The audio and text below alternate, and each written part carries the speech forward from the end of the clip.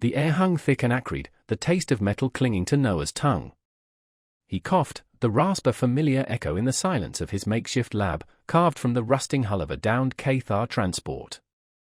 Filtered sunlight, a pale ghost of its former glory, seeped through cracks in the ceiling, illuminating the tangle of wires, salvaged tech, and bioluminescent fungi that served as his meager light source. He traced a calloused finger along the vein-like network of a genetically modified lichen clinging to a hydroponic rack. It pulsed faintly, a heartbeat against the decay. The loss clawed at him, sharp and sudden.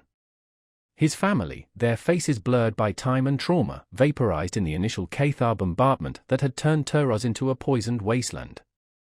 This lichen, this desperate attempt to reclaim their world, was all that remained of his past, a fragile promise for a future he wasn't sure he deserved.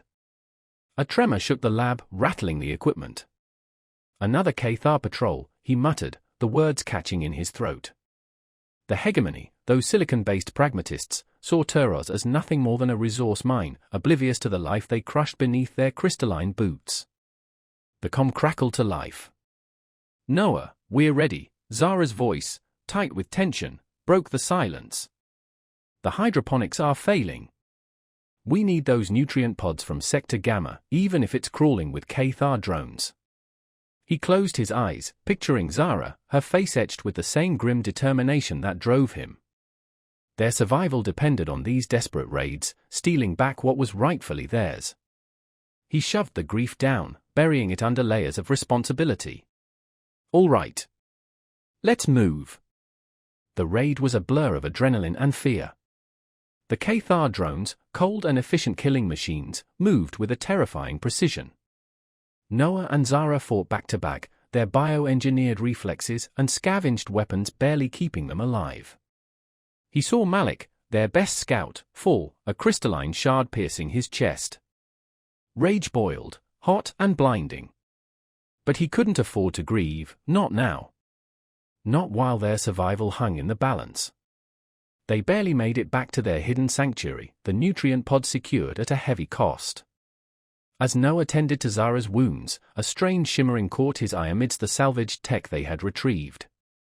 A crystalline shard, unlike anything he'd seen before, pulsed with an inner light. It seemed to hum against his skin, a silent vibration that resonated deep within his bones. It was Cathar, undeniably so, yet different.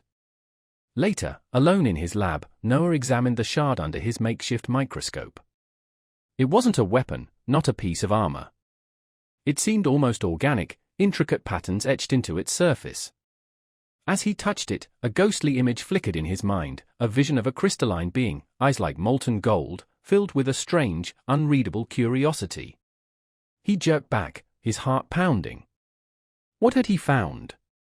Dust motes danced in the pale light filtering into Noah's lab. He still held the crystalline shard, its faint hum a constant presence against his fingertips. He couldn't shake the image from his mind, the golden eyes, the unwavering curiosity.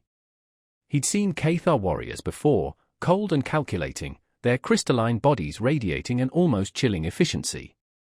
This was different. This felt sentient.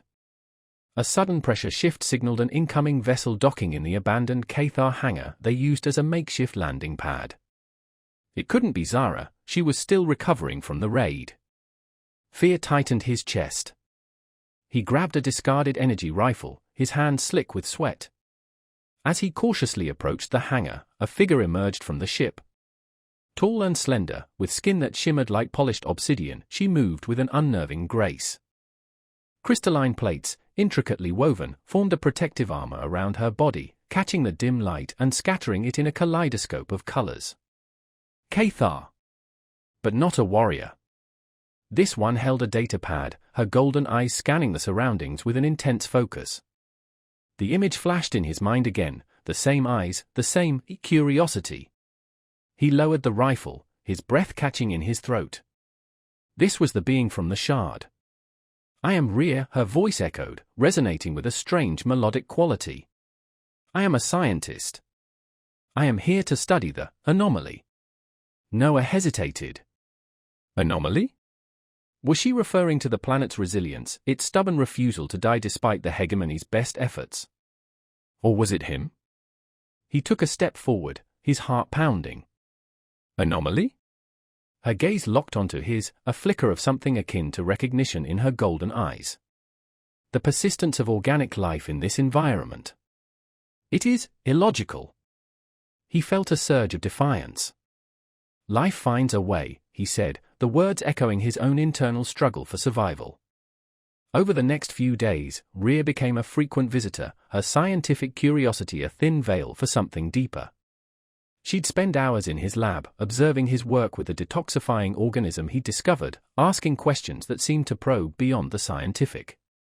He found himself drawn to her, captivated by her sharp intellect and the strange vulnerability that flickered beneath her composed exterior. One evening, as the last rays of filtered sunlight faded, Rhea touched the lichen clinging to the hydroponic rack. The crystalline structure of her hand seemed almost to glow against the organic green. "It is remarkable," she whispered, her voice barely audible. He saw a flicker of doubt in her eyes, a momentary crack in her scientific detachment. "The hegemony sees only weakness in emotion," she said, her voice low. "But perhaps it is the source of your strength." He felt a strange warmth spread through him, a feeling he hadn't realized he'd been craving. He reached out, his hand hovering just above hers. He hesitated, unsure if his touch would be welcome, or even safe. Then, driven by an impulse he couldn't explain, he gently brushed his fingers against her crystalline skin. It felt cool and smooth, a strange contrast to the warmth radiating from within. She didn't recoil. Instead, a tremor ran through her body, a silent vibration that seemed to echo his own. In that moment, the chasm between them, the years of war and mistrust, seemed to shrink, replaced by a shared sense of wonder and a fragile, burgeoning hope. The rhythmic hum of the Cathar technology Rhea had provided filled Noah's lab, a counterpoint to the erratic thump of his own heart. He glanced at the intricate device, its crystalline structure pulsing with an inner light. It was a bioaccelerator, capable of speeding up his research on the detoxifying organism 100-fold. A gift, Rhea had called it. A collaboration. But Noah knew it was more than that. It was a risk, a betrayal of her own people. For him. Their clandestine meetings had become a ritual, a stolen moment of peace in the heart of the storm. Rhea would arrive under the cover of darkness, her crystalline form shimmering in the dim light of his lab. They would talk, not just of science, but of their hopes, their fears, their worlds. He learned of her fascination with Terran resilience, her growing unease with the hegemony's ruthless pragmatism. She listened, with an unnerving intensity, as he spoke of his lost family, his dream of a healed Turos, a world where his children could breathe freely. Each meeting chipped away at the walls he'd built around his heart, revealing the raw ache of loss, the flickering embers of hope. He found himself drawn to her, not just by her intellect, but by her quiet strength, her unwavering curiosity in the face of the unknown. One night, Rhea arrived looking distraught. The hegemony had discovered his research. They recognized the threat it posed to their exploitation of Turos. "They see your work as a destabilizing factor," she said, her voice strained. "They plan to terminate the project." Terminate. The word hung in the air, cold and final. He saw the fear in her eyes, not for herself, but for him, for his people. "There's another way," she said, her voice barely a whisper. "A hidden Cathar transport. I can help you escape. Relocate your community. Escape. Abandon Turos." The thought twisted in his gut. He'd spent years fighting for this poisoned world, clinging to the hope of healing it, of reclaiming it for his people. To run now felt like a betrayal of everything he believed in. But to stay. He looked at Rhea, her face etched with worry. He saw the risk she was taking, the lengths she was willing to go to protect him. And in that moment, he knew he couldn't leave her. Not now. Not ever. "I won't leave Turos," he said, his voice firm. "But we can fight. We can expose the hegemony's lies." Rhea's golden eyes widened. "It's too dangerous, Noah. They will not hesitate to eliminate you." He reached out, his hand brushing against her crystalline cheek. He'd hesitated before, unsure if his touch would harm her. Now, he knew he had to try. He had to bridge the gap between them, to show her that they were more alike than different. Her skin felt cool and smooth, a strange contrast to the warmth radiating from within. A tremor ran through her body, a silent vibration that echoed his own. "We are not so different, Rhea," he whispered, his thumb gently tracing the delicate curve of her cheekbone. "We both want a better future. A future where we can coexist." A flicker of hope ignited in her eyes. "My people, they do not understand emotions. They see them as a weakness. But I am beginning to see the strength in your vulnerability." She took a deep breath. "I will help you, Noah. I will take your research to the Hegemony Council. I will show them the truth." He knew it was a dangerous gamble. The council would likely see her actions as treason. But he also saw the unwavering determination in her eyes. She was willing to risk everything, not just for him, but for the possibility of a future where humans and Cathar could live in peace. And that, he realized, was more powerful than any weapon. The Cathar dreadnought hung in the sky like a predatory insect, its shadow swallowing the poisoned landscape. Rhea stood beside Noah, the crystalline plates of her armor reflecting the ominous glow. The air crackled with tension, a palpable weight pressing down on them. He could feel the fear radiating from the human rebels huddled behind makeshift barricades, their scavenged weapons trained on the sky. Rhea's warning had given them time to prepare, but against the might of the hegemony, their defenses felt pathetically inadequate. "They're jamming our comms," Zara's voice, tight with anxiety, crackled from his wrist-mounted communicator. "They're isolating us." Noah gripped the energy rifle, his knuckles white. He looked at Rhea, her golden eyes fixed on the dreadnought, a storm brewing within their depths. He saw the conflict raging within her, the pull between her loyalty to her people and her growing empathy for his. "I have to try," she said, her voice barely a whisper. "I have to convince them." He knew what she meant.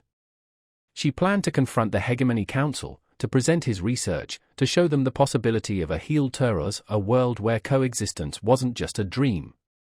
But the Council, driven by logic and the relentless pursuit of resources, would likely see her actions as treason.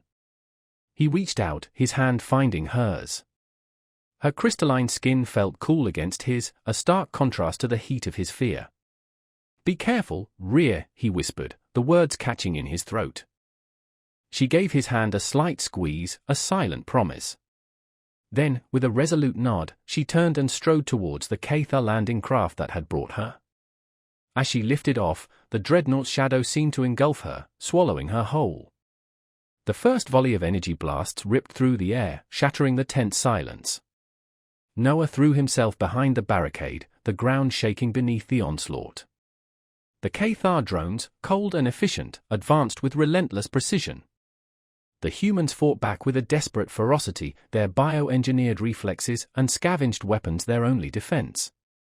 He saw Zara fall, a crystalline shard embedded in her shoulder. Rage surged through him, hot and blinding. He scrambled to her side, firing blindly at the advancing drones. He had to protect her, protect his people. He had to. A blinding flash of light erupted from the sky. The dreadnought shuddered, its massive hull groaning under a sudden internal pressure. Then, with a deafening roar, it began to list, its engine sputtering and failing. It crashed to the ground, a smoking ruin, the impact sending shockwaves through the poisoned earth. He stared in disbelief. What had happened? Rhea's voice, weak but clear, crackled through his convoy. "I overloaded the reactor. They wouldn't listen, they were going to destroy your research." He felt a surge of relief, followed by a wave of fear. She'd risked everything, defied her own people, to save them. To save him. He stumbled towards the wreckage of the landing craft, his heart pounding in his chest. He found her slumped against a console, her crystalline skin cracked and fractured, the faint glow of her internal energy flickering like a dying ember. He knelt beside her, his hands hovering over her wounds, unsure how to help. He couldn't lose her. Not now. Not after everything. Rhea, he whispered, his voice choked with emotion. Why? She opened her eyes, a flicker of a smile gracing her lips. Because, illogical or not. I believe in you, Noah. I believe in us. He gently gathered her in his arms, her fragile form cradled against his chest. He felt a strange warmth spreading through him, a feeling that had nothing to do with science, nothing to do with logic. It was something deeper, something more profound. It was love. And in that moment, amidst the chaos and destruction, he knew that even in a poisoned world, even between warring species, hope could bloom. The future was uncertain, fraught with danger and the weight of their divided loyalties. But as he held her close, he knew he wasn't alone. They had each other. And that, he realized, was all that mattered. The filtered sunlight, Terosa's wan ghost of a sun, cast long shadows across the ravaged landscape. Noah knelt amidst the newly sprouting vegetation, a vibrant green against the scarred earth. Rhea's sacrifice, the crippled dreadnought a stark monument to her defiance, had bought them time, a precious window to implement his plan. The detoxifying organism, now supercharged by the Cathar bioaccelerator, was spreading, reclaiming the poisoned soil, whispering of a new dawn. But the victory felt hollow, tinged with the bitter knowledge of what it had cost. He touched a delicate fern frond, its velvety surface a stark contrast to Rhea's cool, crystalline skin. He'd cradled her broken form, felt the faint pulse of her life flickering like a dying ember. He'd used the Cathar medical technology she'd shared, technology meant for silicon-based life, praying it would work on her, too. It had, miraculously. She was alive, but unconscious, her body struggling to repair the damage. He looked towards the makeshift infirmary carved into the mountainside, a knot of fear tightening in his chest. He hadn't left her side since the dreadnought fell, hadn't wanted to break the fragile connection between them. But he had a responsibility to his people, to the community that had placed its faith in him. Zara, her arm in a sling, found him there. "The council wants to speak with you, Noah," she said, her voice gentle. "They want to know what happens next." He nodded, the weight of leadership heavy on his shoulders. The council, a collection of weary survivors, looked to him for guidance, for hope. He had given them a glimpse of a future free from the hegemony's grasp, but the path ahead was still shrouded in uncertainty. "Rhea risked everything for us," Zara said, her gaze fixed on the fallen dreadnought. "She defied her own people. What does that mean for us, Noah? For you?" He closed his eyes, the image of Rhea's fractured form flashing in his mind. He'd confessed his feelings as she lay unconscious, whispered promises of a future he wasn't sure they'd have. He loved her, a human loving a Cathar, a rebel loving the enemy. It was illogical, reckless, dangerous. But it was also the most real thing he'd felt since the bombs fell, since his family vanished in the firestorm. He straightened, his gaze meeting Zara's. "It means we have a chance," he said, his voice firm. "A chance to build a future where humans and Cathar can coexist. A future Rhea believed in." The council meeting was tense, the air thick with apprehension. Some argued for continued resistance, fearing the hegemony's inevitable retaliation. Others, weary of the endless struggle, advocated for negotiation, for a chance to rebuild their shattered lives. Noah presented his plan, a plan not just for survival, but for reconciliation. He would use the detoxifying organism to heal Teros, to prove to the hegemony that coexistence was possible, beneficial even. He would offer them a partnership, a chance to share the revitalized planet, a chance to move beyond the cycle of exploitation and conflict. The council, divided and uncertain, agreed to a tentative truce, a fragile hope hanging in the poisoned air. Days turned into weeks. The green continued to spread, reclaiming the scarred earth, a testament to Terran resilience and Rhea's sacrifice. One evening, as Noah sat by Rhea's bedside, he felt a stirring, a faint tremor in her crystalline hand. He held his breath, his heart pounding. Her eyelids fluttered open, revealing the molten gold of her eyes, clouded with confusion. "Noah," she whispered, her voice weak. He reached out, his hand gently caressing her cheek. "You're safe," he said, his voice thick with emotion. "We're safe." She looked around, her gaze settling on the vibrant green visible through the infirmary window. It worked, your plan. He nodded, his thumb gently tracing the delicate curve of her cheekbone. It's working. Thanks to you. A flicker of doubt clouded her eyes. My people, they will not understand. They will see this as weakness. He leaned closer, his forehead resting against hers. Then we'll show them a different kind of strength, he whispered. The strength of hope. The strength of us. The path to peace was long and arduous, fraught with suspicion and mistrust.